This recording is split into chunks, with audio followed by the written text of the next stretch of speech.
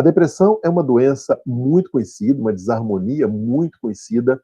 Ela é uma das desarmonias do campo da saúde mental que é mais incapacitante. Ela é reconhecida em todos os campos da saúde como um transtorno do humor que afeta não apenas o humor, que afeta a saúde física, a maneira como o paciente se sente e a maneira como ele lida com todas as atividades da vida dele. Então, é um assunto que interessa a terapeutas, interessa aos familiares de pessoas que têm depressão e aos próprios pacientes. A gente vai dar aqui algumas orientações, inclusive para os próprios pacientes, para conseguirem, então, superar essa questão tão difícil que é a depressão. Deixa eu diferenciar para vocês aqui inicialmente essa questão das causas da depressão. Ela é chamada algumas vezes de síndrome, exatamente porque tem uma lista de causas muito abrangentes. A depressão ela tem um aspecto genético, a medicina ocidental, a visão ocidental destaca isso com muita ênfase, que há uma predisposição genética, pais com depressão tendem a transmitir esta característica genética para os seus filhos. Então, há uma predisposição, sim, biológica, nós não descartamos isso. Na visão oriental e na visão holística, a gente entende que há, sim, uma questão genética envolvida, mas não é só a genética. E mesmo quando a gente pensa nessa dimensão biológica, você pega um grupo de pessoas que tem aí a disposição genética para desenvolver a depressão, cada um vai desenvolver de uma forma e muitos nem vão chegar a desenvolver, ok? Então, este é um dado importante, mas não é efetivamente determinante para que uma pessoa tenha depressão. Questões ambientais e sociais também estão muito presentes, tanto na visão ocidental quanto na visão da medicina chinesa, né? Acontecimentos traumáticos, o estresse emocional é a principal causa, segundo a medicina chinesa, e também segundo a medicina ocidental. O estresse emocional está aqui no topo da lista daquela condição mental que favorece o surgimento da depressão. Então, qualquer estresse psicológico, emocional, físico, algumas doenças também favorecem o surgimento da depressão, né? Alguns distúrbios da tireoide, drogas também, não se fala tanto nisso, mas o alcoolismo e o uso de cocaína, principalmente, são grandes favorecedores dos quadros de depressão nos adultos. A depressão em adolescentes tem uma relação muito estreita com o uso de maconha, de drogas, e isso não é muito falado, até porque a depressão tem um aspecto de tabu, não é? Como eu vou mostrar aqui para vocês. Mas sim, drogas lícitas e ilícitas aparecem aqui também como causas da depressão, e até mesmo certos tipos de medicamentos podem causar depressão. Os estudos demonstram que as mulheres são mais suscetíveis, há um número maior de mulheres do que de homens sendo acometidos pela depressão, uma proporção aí de 3 mulheres para cada homem.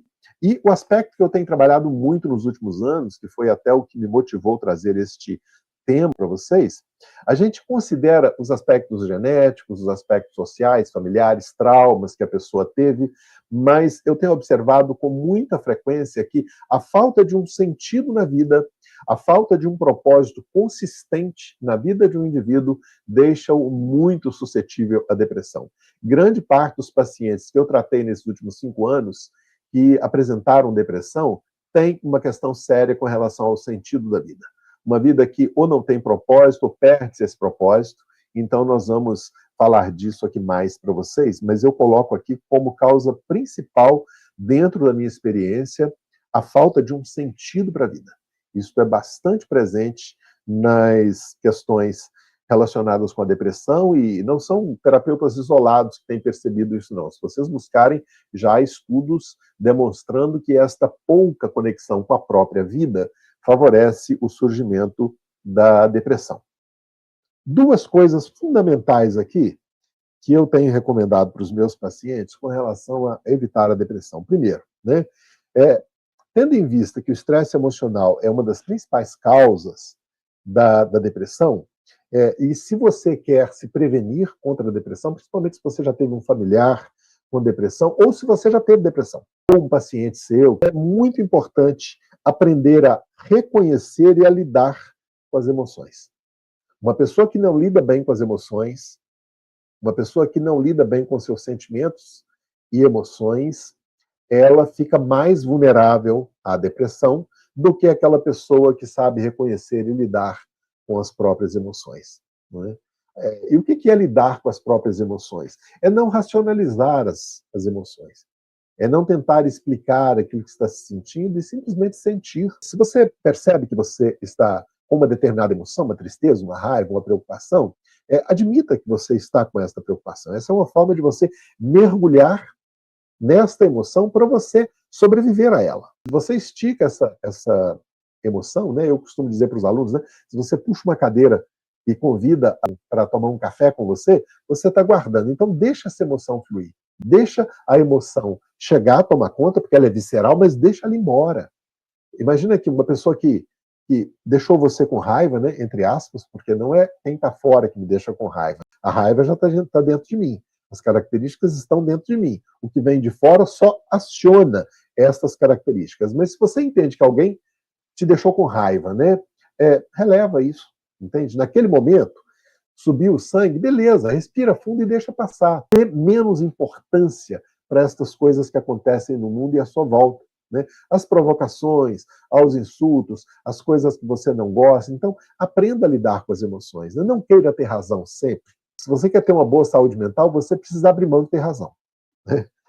Uma boa saúde mental costuma ser inimiga do eu preciso ter razão. Né? Eu tenho que dar a última palavra. Então, isso tudo é lidar com as emoções. Deixa a emoção fluir. Não guarda nada, não durma aborrecido com nada nem com ninguém. Essa é uma boa maneira de fazer a emoção fluir. Você pode ter tido um aborrecimento durante o dia, mas se você leva esse aborrecimento para a cama, isso é adoecedor. Isso vai gerar estresse emocional. Então não durma aborrecido, ressentido. Faça aí passe em revista os seus atos durante o dia e não leve para a cama, né, ressentimentos, mágoas, tristezas, nada. Releva tudo, zera a cada dia. Essa é uma forma de você melhorar o trato com as emoções. Isso já é excelente. E, em segundo lugar, se a sua vida não tem sentido, busque ajuda. Porque a nossa vida precisa ter sentido. Nós precisamos ter um propósito. E esse propósito precisa ser nosso. Não é um propósito emprestado. Né? Eu não posso ter um propósito de vida que meu pai determinou para mim, que a minha mãe determinou para mim. Eu não posso ter um propósito de vida para agradar meus amigos, para agradar meus mestres, para agradar ao meu líder religioso. Não é assim que funciona. O meu propósito de vida, os meus objetivos de vida e o sentido da minha vida tem que estar conectado comigo. E um outro dado interessante com relação a ter sentido na vida, né? A nossa vida ter sentido, né? Olha, a gente não pode colocar as bases do sentido da nossa vida em nada que a gente possa perder. Por quê? Porque o sentido da vida, ele é transcendental, ele não é material, ele não é objetivo, ele não é tangível. Ele é absolutamente transcendental. Então, se você fundamenta o sentido da sua vida em algo que você possa perder, no sucesso que você tem, na grana que você tem, na beleza que você tem, na beleza física que você tem, nas pessoas que você ama. Imagina bem um pai e uma mãe que coloca um filho como sendo o sentido da vida dele, e esse filho morre num acidente. Como é que fica? A vida vai perder o sentido? Então eu não posso me basear em nada que eu possa perder. Não posso usar isso para dar sentido para a minha vida. Porque a vida precisa ter sentido intrinsecamente. É eu comigo mesmo, com meus propósitos de vida mais profundos. Né? A astrologia é muito bonita quando fala disso. Ela traz assim ensinamentos maravilhosos, parâmetros maravilhosos para falar de propósito e objetivo de vida, porque está ali, inscrito no seu mapa astral. O que realmente coloca você em contato consigo mesmo. Então, essas duas coisas aqui são fundamentais para prevenir depressão. Como eu disse para vocês, né, a gente não encontra uma pessoa que tenha um sentido profundo de vida, esteja conectada consigo mesma, sendo abalada profundamente por uma depressão. Não significa que essa pessoa não possa ficar triste, não significa que ela não possa ter até alguns abalos na saúde mental, né, ou até mesmo ter um quadro de depressão. Não vou dizer que ela está devidamente vacinada, mas se ela tiver, ela vai sair com muito mais facilidade. Que, aliás, é exatamente isso que faz com que algumas pessoas fiquem mergulhadas na depressão por muito tempo. É a falta de um sentido de vida. Então, quando eu recebo um paciente deprimido, que eu percebo que ele tem um sentido de vida, eu trago esse sentido de vida para esse paciente para ser a corda que vai tirá-lo desse lodaçal da depressão. Então, é exatamente isso. Tá? 2 pontos aqui que eu toquei para vocês aqui, que eu toquei com vocês, eu vou resumir para ficar bem gravado, tá? Aprender a identificar e a lidar com as emoções e ter um sentido profundo na própria vida. Dessa forma, você estará se prevenindo e, se for o caso de ter aí alguma situação, se já tem os fatores predisponentes e até entrar num quadro de depressão, vai sair com muita facilidade. Se você não está inscrito no canal, lembra de se inscrever. Logo abaixo aqui da tela, onde você está me vendo, se tiver inscrito, é porque você está inscrito. Se tiver inscrito aí, inscrever-se ou inscreva-se, clica aí, se inscreva no canal, será um prazer ter você acompanhando aqui mais de perto as nossas conversas, deixe aí a sua curtida, seu comentário, porque isso ajuda este assunto chegar a mais pessoas. Então, obrigado aí por dar esse apoio para o nosso canal.